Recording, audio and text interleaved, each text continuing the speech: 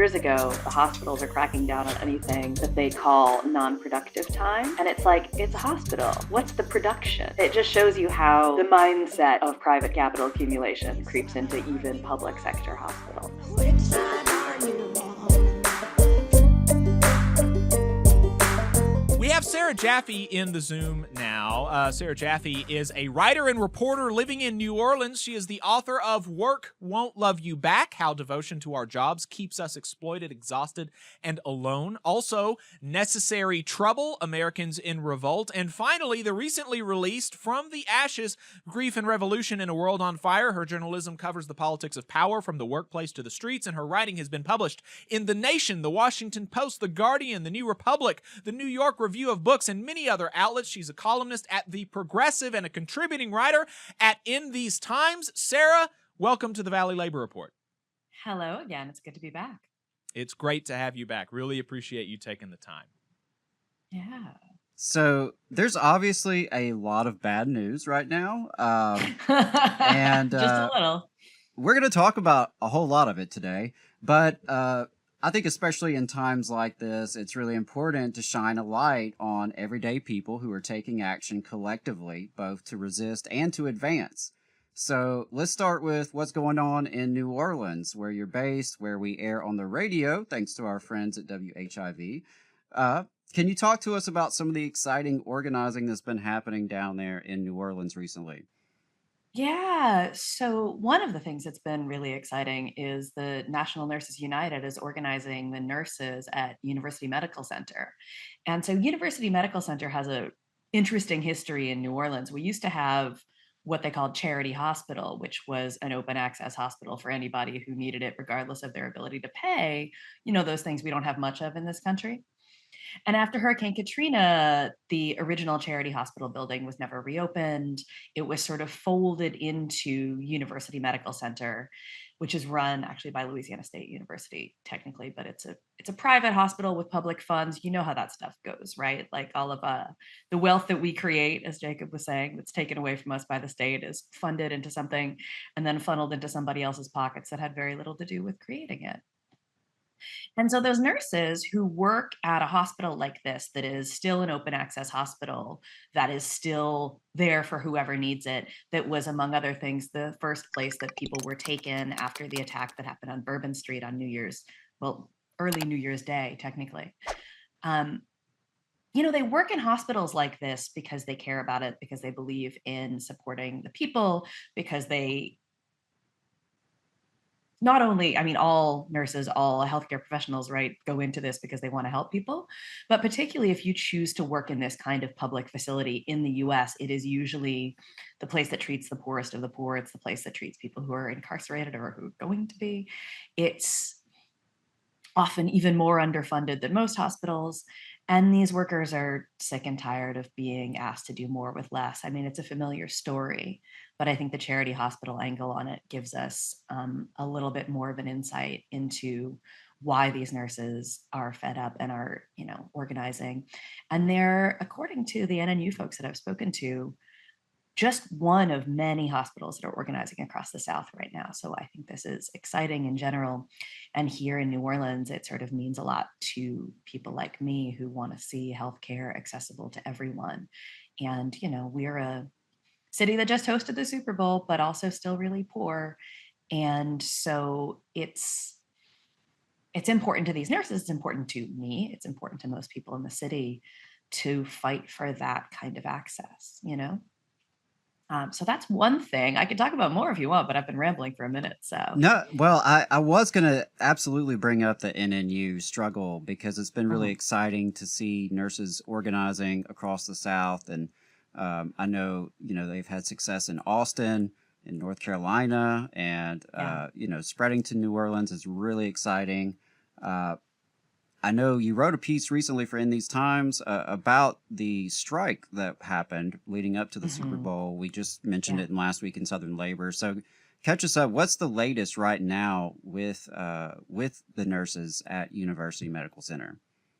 Well, they are back at work after, as often happens with nurses' strikes, right? They declared a 2-day strike, and then the hospital turned around and locked them out for the next 3 days because they have to pay for the replacement labor force for 5 days. Mm, So they're back at work. They're back in. They're attempting to be back in bargaining anyway, and we'll see. But again, as usual, right? The hospital's been dragging its feet on a variety of their different demands, which are mostly, again, for things that involve patient safety, staffing ratios, proper equipment, proper protective equipment, rest time. When I spoke to some of the folks who had worked the night of the Bourbon Street attack, they were saying, like, nurses are trying to come in and they're telling them no. People are trying to come in and help. And they're just, and they do their best, but we're working flat out for hours and hours and hours. And that inability to rest, I think about this a lot in nursing because years ago, Judy Sheridan Gonzalez from the New York State Nurses Association said to me, the hospitals are cracking down on anything that they call non-productive time. And it's like, it's a hospital. What's the production? You right. know? But it just shows you how the mindset of private capital accumulation creeps into even public sector hospitals. Hey, 5 seconds. Just wanted to say that this is only possible because of our donors. If you want to see more of this, then consider donating yourself at tvlr.fm/donate. Yeah, that is really something interesting to think about because I'm thinking about our interview recently, a few weeks ago, with Amazon workers in North Carolina who are currently organizing, and some of the dystopian conditions they described, the surveillance they described inside the facility. And it is Mhm. really disturbing how these sorts of trends are spreading across industries and even in industries where uh, the workers are quote unquote professionals, very educated, doing high demand jobs, right? So I think that is definitely a story here. And I also am really interested in this worker bill of rights. You Yeah. wrote recently about that. It was some welcome good news. When I saw your article, I needed some good news that day, so that was really Yeah. exciting. And we talk about local and state politics a lot on this show Yeah. because we recognize we see the difficulties in trying to push uphill often when it comes to DC, but the more local the struggle, the more opportunity your relationships have to really bring Yeah. power to the situation. So we really were excited to hear about this. Could you tell us a little bit more about the Workers' Bill of Rights in New Orleans and how that came Yeah. to be? Yeah, I think it's particularly of interest, right, to other folks across the South because a lot of us are in so-called preemption states, right, Mm, where the state government has already ruled that that cities and counties can't do much to improve the working conditions of the folks who live there. So they specifically sort of worked on creating this Bill of Rights in a way that would not run afoul of these already existing preemption laws that preempt raising the minimum wage or requiring health insurance or anything like that. So instead, they sort of designed an opt-in program almost that would be something that businesses that choose to give their workers a $15 minimum wage, give their workers health insurance and paid sick time, that would be something that you get promoted for, right? That the city says, oh, look at all these model businesses that you could maybe have, like, how when you walk into a restaurant, there's the food grade rating, whatever thing from the health inspector. right. Right, it's like A, B, C. You want it to be A, right? Because when you walk into a restaurant and you see a C, you're like, "Ooh, there might be rats in my hamburger." Um, like, but similarly, right, we should think about, like, are the workers at this place coming to work sick? Like, I don't want rats in my hamburger, but I also don't want, like, bird flu in my hamburger or, COVID in my hamburger, right? You don't want people sneezing on your food if they have to work sick. And that happens a lot in the service industry. New Orleans is a service industry town, and we get a lot of visitors from all around the country and all around the world in places where workers are allowed to have rights. And I think a lot of those visitors, and this is what the people who design the Workers' Bill of Rights are betting on, a lot of those people want to think that the workers that they're patronizing are being treated fairly, right? They Mm-hmm. want to think that people have paid sick time. I mean, when I talk to people outside the US, they're always stunned that, like, we don't have any paid sick time or paid family leave or any of those things, right? So having a way to publicize this, it's sort of a carrot rather than a stick program, because we're not allowed to have any sticks. But it's, and this was the brainchild of the folks at Step Up Louisiana, which is a community and worker organizing group here that has done a bunch of work organizing dollar store workers, among others. And they really talked to the workers in the community, workers that they had been organizing, but also broadly across the city, did a real mass canvassing program to talk about this, because it was a referendum that was on the bill, but the referendum on the bill was pretty vague. It was like, we instantiate workers' rights in the city charter, right? But what that actually looks like is a program that gets passed.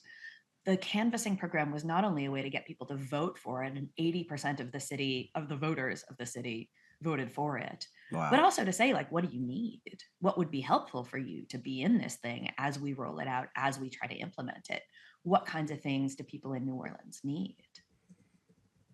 That is really, really interesting. I love the creative approach around preemption because that's something we're very familiar with here in Alabama. Years ago, some of my earliest activism was around raising the minimum wage. And the city of Birmingham did raise the minimum wage. We had campaigns here in Huntsville, Tuscaloosa, Mobile, across the state. We were gaining momentum, and the state legislature promptly banned us from doing any of Of that. course. Right. And we've seen expansions of those kinds of preemptive attacks from these small government conservatives, mind you. They believe in small government, but not home rule for local cities that they don't like. But that's a fascinating approach. You know, if you don't have a stick, use a carrot, and particularly leaning on some of the unique aspects of New Orleans as a very tourist centric place and has a lot of visitors, like you said. And that does spark for me something I know Hamilton Nolan has written about as well, which is, you know, the way the tourist industry and the service economy and things like sports arenas, the way those could be strategic workplaces and strategic industries to organize. And I think Unite Here has had a lot of growth and success in New Orleans, right? Yeah. Yeah, I mean, it is a service industry town, right? It's one of the things that I think is interesting that nobody has allowed me to write about so far, is the fact that it's one of the few places that successfully regulated Airbnb. So I am sitting in my Hmm. apartment, which is in the French Quarter, which is a little one-bedroom apartment. And it was so clearly a short-term rental at one point that there's actually a punch code on my door, so I don't need a key to get in. Um, so clearly, right, this was something that you were renting out on on the weekly, maybe during carnival season. And now I get it for a reasonable price. And actually, rents have gone down in this area because they banned Airbnb in the French Quarter. And some of the reason you get that is effective housing activism, but also the hotels have an interest in banning Airbnb. And so you get weird coalitions like that. But can you use those hotels, again, which are really powerful in the city? If you can unionize them, what can you do with that, right? That there are casinos, there are, these big event venues, the convention center, the Superdome. Obviously, we just had the damn Super Bowl here. They repaved my street finally after 5 years because the Super Bowl was coming. So you see these things, and it's been interesting, right? Because of course we had this attack on New Year's Day, then we had immediately after that the Sugar Bowl, then the Super Bowl, and now it's Mardi Gras season, and you see the focus always turn to the tourists. What are the tourists going to think? So our governor, Jeff Landry, in his infinite wisdom, did a sweep of all the unhoused folks in New Orleans. And like we had, even when I lived here 20 odd years ago, we would have a decent amount of unhoused people because it's warm and you can sleep on the street without freezing to death. Right. Which is a depressing reason, but it's true. And it's only gone up because it's gone up across the US, right? The amount of people who don't have homes is just unconscionable. And so Jeff Landry's solution to this problem was just to clear out the tent cities, move people into a literal warehouse where they still are. And I think something like 12 of the hundreds of people that they've deported into this, warehouse that is far away from the center of the city, people who don't have transport. We don't have a functional public transit system in this city. So, you're basically trapped. like 12 of those people have found homes, and everybody else is just stuck in a damn warehouse. And one of the nurses I spoke to was saying that a couple of her patients from the Bourbon Street attack are now in that warehouse and can't get their treatment. So it's, it all connects. But it's just a reminder of how little the city values the people who actually live here and how much it values outside tourist dollars.